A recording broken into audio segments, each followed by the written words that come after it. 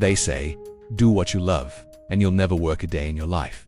But what if doing what you love could quietly make you $1,000 a day, without quitting your 9 to -5, and without anyone around you even realizing what you're doing?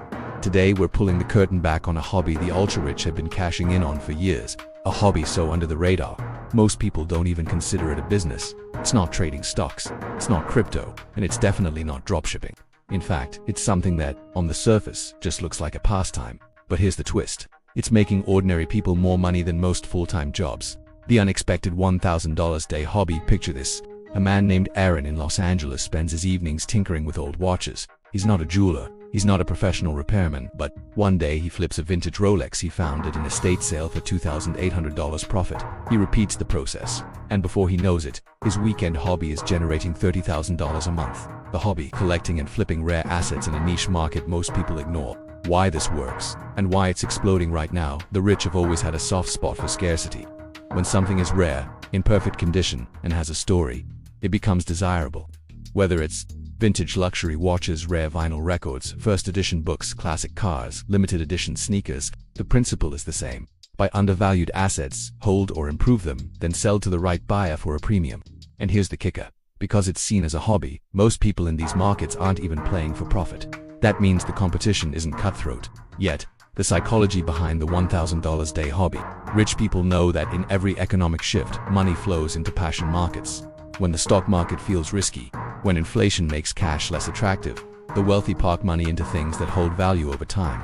Gold is obvious, real estate is obvious, but a 1967 Omega Speedmaster or a sealed Super Mario Bros. NES game cartridge, that's treasure disguised as nostalgia. And because hobbies are tied to emotion, buyers are often willing to pay more than logical value. They're buying a piece of their identity. How people are turning this into a $1,000 day system. Step 1. Pick your niche. Don't try to flip everything. Start with a market you understand or are curious about. Maybe guitars, photography, gear, sports memorabilia, or even rare wines. Step 2. Learn the value gaps. Spend time on eBay sold listings, auction sites, and niche forums. Find out what's selling fast and for high prices. Step 3. Source like a pro. Estate sales, online marketplaces, garage sales, thrift shops. Your goal is to spot underpriced gems before others do. Step 4. Add perceived value.